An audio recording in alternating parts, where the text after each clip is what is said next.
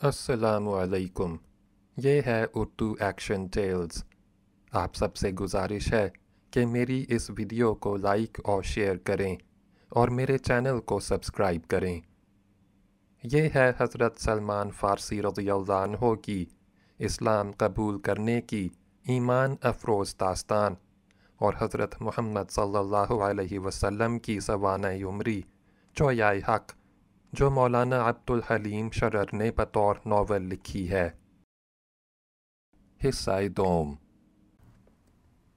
باب نمبر 46، استفانوس کا تیسرا خط۔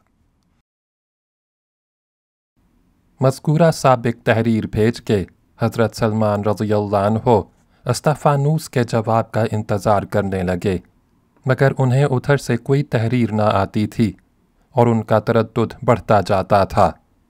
اسی انتظار میں ہجرت نبوی صلی اللہ علیہ وسلم کا 8واں برس ختم ہو گیا اور 9 ہجری میں بھی 6 مہینے گزر گئے۔ اب وہ مدینے میں تھے اور دل بصرہ کے حالات پر لگا ہوا تھا۔ ایک دن پہر دن چڑھے کے قریب مسجد نبوی سے نکل کے کسی دوست کے پاس جا رہے تھے کہ ایک شتر سوار نے جو نہایت تیزی کے ساتھ اپنے اونٹ کو دوڑاتا ہوا آ رہا تھا، ان کے قریب پہنچتے ہی اونٹ کو روک لیا اور اس پر سے کود کے بڑھا کہ ان سے معانقہ کرے۔ اب جو انہوں نے غور سے دیکھا تو معلوم ہوا کہ وہی غسانی شخص ہے جو خانقاہ بحیرہ میں سکونت اختیار کرنے کے شوق میں ان کا خط لے کے استفانوس کے پاس گیا تھا۔ حضرت سلمان رضی اللہ عنہ پہچانتے ہی اس کے سینے سے لپٹ گئے اور فرمایا، مرحبا، خوب آئے، اور میں تمہیں دیکھ کے بہت خوش ہوا۔ مدت سے استفانوس کا نہ خط آیا نہ کچھ حال معلوم ہوا۔ خیر خط نہیں تو تم سے ان کے حالات معلوم ہو ہی جائیں گے۔ غسانی، جی میں ان کا خط ہی لے کے آیا ہوں۔ میرا ارادہ آنے کا نہ تھا اور قصد کر لیا تھا کہ اس مامن سے قدم باہر نہ نکالوں گا۔ آپ جانتے ہیں کہ راستے میں میری قوم والے بنی غسان رہتے ہیں اور ان کو اسلام سے سخت دشمنی ہے۔ بنی الاصفر یعنی رومیوں کا بادشاہ رسالت محمدی صلی اللہ علیہ وسلم کو مان گیا، مگر ہمارا بادشاہ نہیں مانتا اور اس کی مخالفت کی وجہ سے ہمارا سارا قبیلہ بھی اپنی ضد پر اڑا ہوا ہے۔ اس لیے مجھے ان میں سے گزرتے ڈر معلوم ہوتا ہے۔ عام عربی قافلے آمد و رفت میں مدینہ کو چھوڑ کے دریا کے کنارے کنارے گزر جاتے ہیں۔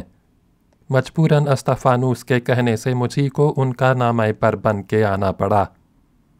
سلمان رضی اللہ عنہ، میں تمہارا نہایت شکر گزار ہوا کہ تم نے زحمت گوارا کر کے سفر اختیار کیا، مگر یہ سفر برکت اور فائدے سے خالی نہ رہے گا۔ یہاں تمہیں حضرت رسول اللہ آخر الزمان صلی اللہ علیہ وسلم کی زیارت نصیب ہوگی، جس سے بڑی کوئی نعمت و عزت نہیں ہو سکتی۔ خیر اب میرے دوست کا خط مجھے دو، جس کے شوق میں پریشان ہو رہا ہوں۔ یقین ہے کہ استفانوس اور ان کے ہمراہی مسلمان خیریت سے ہوں گے۔ غسانی، جی ہاں خیریت سے ہیں اور تبلیغ کی کوشش میں مصروف ہیں۔ یہ کہہ کے اس نے اپنے اونٹ کو بٹھا دیا، کجاوے میں سے ایک خرجین کھینچ کے کھولی اور اس میں سے استفانوس کا خط نکال کے حضرت سلمان رضی اللہ عنہ کے حوالے کیا۔ حضرت سلمان رضی اللہ عنہ نے اس کے ہاتھ سے خط لے کے اسے اپنا مہمان کیا، ہدایت کی کہ اب اپنا اسباب اتار لے اور خود الگ تنہائی میں جا بیٹھے۔ استفانوس کے خط کو اطمینان سے پڑھا، جس کے الفاظ یہ تھے، برادر مکرم و محترم، السلام علیکم۔ مدت تک کوئی ادھر جانے والا نہیں ملا، مجبوراً انہی مومن غسانی کو بھیجتا ہوں جو آپ کا خط لے کر آئے تھے اور یہ ارادہ کر کے آئے تھے کہ یہیں رہیں گے، مگر میں نے انہیں سمجھایا کہ ایک مومن حق پرست کے لیے یہ زمانہ عزلت گزینی کا نہیں ہے۔ خدا نے اپنے پیغمبر صلی اللہ علیہ وسلم کو بھیج کے ہدایت و نجات کا راستہ کھولا ہے، تو ہر مومن کا فرض ہے کہ دین کی خدمت کرے اور کلمت اللہ کی آواز جو صحرائے عرب میں بلند ہوئی اسے اقطار عالم اور اقصائے ارض میں پہنچا دے۔ جناب رسالت میں آپ صلی اللہ علیہ وسلم کے خطوط ہدایت کے جو حالات آپ نے بتائے ان کو سن کر حوصلہ بڑھ گیا اور امید ہوئی کہ عنقریب حامیان دین علم توحید کندھے پر رکھے ہوئے سوات شام میں آ پہنچیں گے، خصوصاً اس لیے کہ بصرہ کا حاکم ہدایت سے بہت دور ہے، اور جب سے اس نے سنا ہے کہ قیصر ہرقل دل سے حضرت رسالت میں آپ صلی اللہ علیہ وسلم کی تصدیق کر رہا ہے، اس کا جوش و دعوت اور تعصب بہت بڑھ گیا ہے۔ اگر آن حضرت صلی اللہ علیہ وسلم کے مقابل کوئی فوج کشی کا ارادہ کرے تو اس کی مدد کے لیے وہ نہایت جوش و خروش سے تیار رہتا ہے۔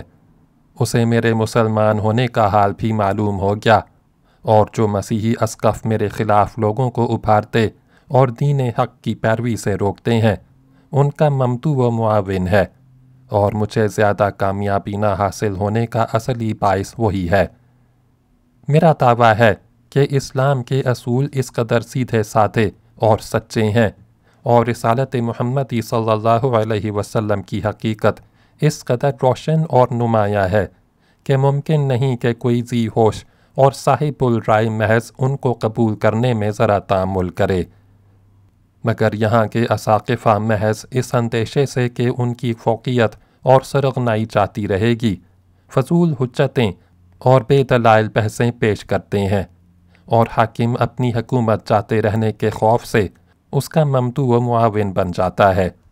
مگر پھر بھی 100 سے زیادہ مومن اس خانقاہ میں جمع ہو گئے ہیں، اور ان سے مجھے اتنی قوت حاصل ہے کہ ان لوگوں کی دشمنی اور عداوت کی مجھے پرواہ نہیں۔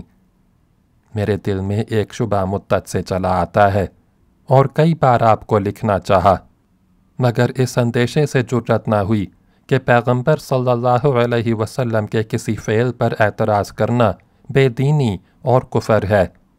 لیکن اپنے دل کو مطمئن کرنے کے لیے عرض کرتا ہوں، آپ چونکہ بارگاہ رسالت میں حاضر ہیں اور آپ کو بلا واسطہ نبوت کی زبان سے فیض پہنچتا رہتا ہے، اس لیے امید ہے کہ آپ میرے اس شبے کو مٹا دیں گے۔